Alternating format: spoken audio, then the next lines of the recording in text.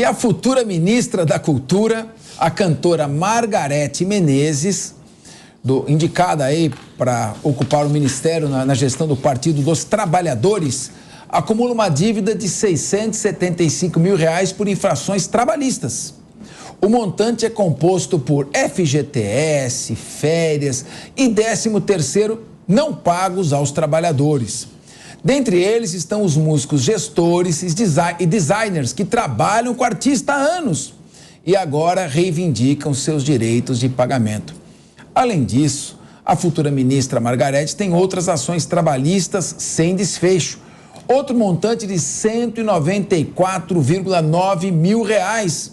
E ainda tivemos aí um Tribunal de Contas da União questionando um convênio em 2010, apontando preços fictícios, maquiagem de preços. Vamos aí com o nosso querido Marcelo Bella. Começa mal a ministra, nem começou, já está tomando tiro? Olha, é interessante nós fazermos a seguinte análise estratégica, né? Aquele filme Dormindo com o Inimigo, ele é tão presente na vida política brasileira hoje. Hoje quem não passa nas fronteiras do PT, quem o PT não aprova, vem o fogo amigo, que é um fogo bem forte, né? Há 3 semanas atrás, quando iniciou-se o apontamento da cantora Margareth Menezes, a baiana que ficou celebrizada pela música Faraó, não havia nenhuma notícia contra ela ou contra os problemas da Margareth Menezes. Dizem lá, um passarinho vermelho me contou que o pessoal do PT não aceitou a Margareth Menezes. E agora começa uma chuva de más notícias e apontamentos negativos sobre ela. Realmente, hoje a área da cultura no Brasil, desde a criação da Lei Rouanet, que é a Bolsa Família dos artistas ricos, né? Onde só artistas ricos se beneficiaram da Lei Rouanet, uma lei que foi criada, na verdade, lá no governo Collor, para incentivar a cultura. Vimos aí filmes como José Dirceu, Vilão da República, a namorada do Chico Buarque com R$2 milhões de verba, entre outras barbaridades que foram feitas com esse desvio da verba pública, utilizando esse mecanismo da Lei Rouanet. Durante o governo Bolsonaro isso não aconteceu, que explica porque muitos artistas fizeram o L, né, de loser. Então, na verdade, nós temos agora um problema muito grande acontecendo, que é o PT quer todos os ministérios para si. Ele não quer ver ninguém de fora entrando no ministério, e aí esse fogo amigo veio para denegrir a cantora Margareth Menezes. Quanto aos pagamentos de dívidas referentes a ações trabalhistas, vamos pedir para o Faraó pagar. Eu quero fazer um adendo, posso? Desde chocar, hein? Continuando o raciocínio do Bella aqui, tem uma máxima que a gente analisa quando são os governos da esquerda, né? Aos amigos tudo, aos inimigos a letra dura da lei. A Margareth Menezes, ela assume esse ministério, primeiro porque ela não faz frente ao PT, que, como Bella falou, está dominando todos os ministérios. Quem é que pode fazer frente? Eu nem vou falar das minorias que foram tão prometidas durante esse governo e não estão aparecendo, mas quem é que pode fazer frente como uma mulher a esse governo de esquerda que está surgindo agora? Pessoas que estão sendo relegadas a segundo plano e que foram fundamentais na campanha, por exemplo, a Simone Tebet, a Marina Silva. Então, as supostas minorias, e aí eu volto para aquilo que eu estava falando antes, que para o Lula a convicção dele muda de acordo com a conveniência eleitoral. Essas mulheres que foram tão importantes durante a campanha dele, e a gente nunca pode esquecer o que a esquerda fez com a Marina Silva, elas voltaram agora acreditando no projeto da esquerda e elas estão completamente relegadas a segundo plano. A Margareth, por enquanto, ela não faz frente a um projeto de poder da esquerda logo para 2026. Então, ela continua no ministério. Aos amigos tudo, aos inimigos a letra dura da lei. Cristiano Vilela, quer dizer que já está tendo uma certa desunião aí? É fogo amigo? Será que cai a casa da Margareth ou como ela fez a música Faraó do Egito, é uma pirâmide que vai resistir? E aí?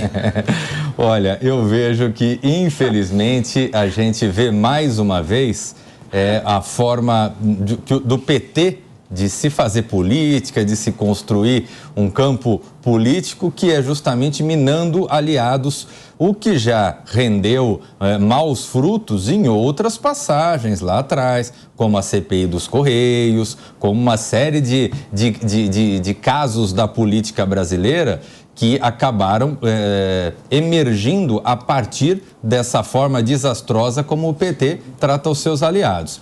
Com relação a Margarete Menezes, a futura ministra, eu tenho uma visão de que ela, nesse caso, eu vou fazer a defesa dela. Porque, na verdade, o que ela passa por isso todo empreendedor nesse Brasil. Coisa que, aliás, via de regra, o Partido dos Trabalhadores é que não reconhece. A dificuldade que tem o empreendedor no Brasil com os altos custos tributários, com as altas despesas na esfera trabalhista, na esfera previdenciária. Quando você puxa, no caso da ministra, da futura ministra, as informações, consta que quando você puxa uma certidão de regularidade, né, no âmbito trabalhista, ela mostra que ela está regular. Então, portanto, o que me parece que possa ter acontecido nesse caso? Ela sofreu ações trabalhistas de ex-funcionário, o que não quer dizer que não seja verdade e o que não quer dizer também que ela esteja inadimplente com os eventuais acordos que ela tenha feito em juízo. Então, todo mundo nesse país que tem uma vida empresarial está sujeito a ter ações em seu nome no âmbito trabalhista, no âmbito fiscal, no âmbito civil, e esse tipo de situação faz parte da atividade empresarial. Então, fica esse toque para que quando se critique tanto os empresários desse Brasil, para que se tenha claro que são os empresários que carregam esse Brasil e que, graças ao trabalho duro dos empresários e dos trabalhadores também, sem sombra de dúvida, mas graças ao trabalho duro dos empresários, esse país cresce e se desenvolve sempre. Professor Nelson Kobayashi. O Supremo Tribunal Federal já afirmou o entendimento de que notícias colocadas fora de contexto se assemelham e se equiparam a fake news. Será que o pessoal que está espalhando fogo amigo aí, o pessoal da esquerda pode correr o risco também de ter suas redes suspensas e ficarem fora do ar? Ou será que vai só para a direita esta pena? Infelizmente, não dá para falar muito sobre isso, né, Capês, mas a gente vê uma série de julgamentos pela capa, né, pela bandeira que a pessoa ostenta, pelo tipo de campanha que ela faz, enfim. A gente gostaria de ter um judiciário muito mais justo, equânime, que não julgue pela capa dos autos, né, como se fala. Mas em relação a esse caso específico da Margarete, eu quero só fazer um adendo ao que disse aqui o Cristiano, que isso faria todo sentido, é o que todo empresário passa. Mas a gente tem que lembrar que isso vai contra todo o discurso do Partido dos Trabalhadores que ganhou a eleição. Como é que o governo eleito do Partido dos Trabalhadores vai convidar para sua pasta de tão importância que é o Ministério da Cultura alguém que tem diversas, não é uma, diversas denúncias contra trabalhadores? Eu queria saber agora a opinião... Não é problema para ele. Pois é, eu queria saber a opinião agora dos sindicalistas. Cadê a força sindical agora para fazer um comentário sobre essa nomeação de alguém que tem quase aí 700 mil em dívidas decorrentes de relações de trabalho?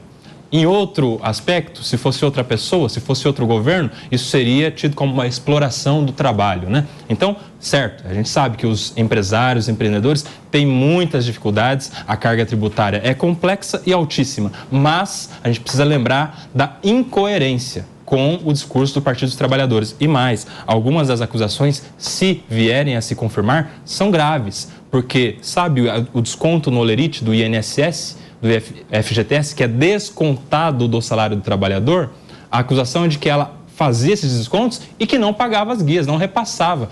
Há algum entendimento na jurisprudência, inclusive, que isso seja até crime de apropriação indébita. Então, são fatos graves que, claro, ninguém precisa ser pré-condenado, pré-julgado, mas que, para uma nomeação a uma pasta tão importante como a da cultura, precisaria ser, sim, um objeto de atenção. E mais, a gente precisa se lembrar, a Margarete é uma cantora, mas para estar no Ministério da Cultura não basta saber de cultura, precisa saber de gestão de recursos financeiros para a cultura. E alguém que tem uma dívida de quase 700 milhões, né? Ou quase 700 mil, não é isso? Perdão.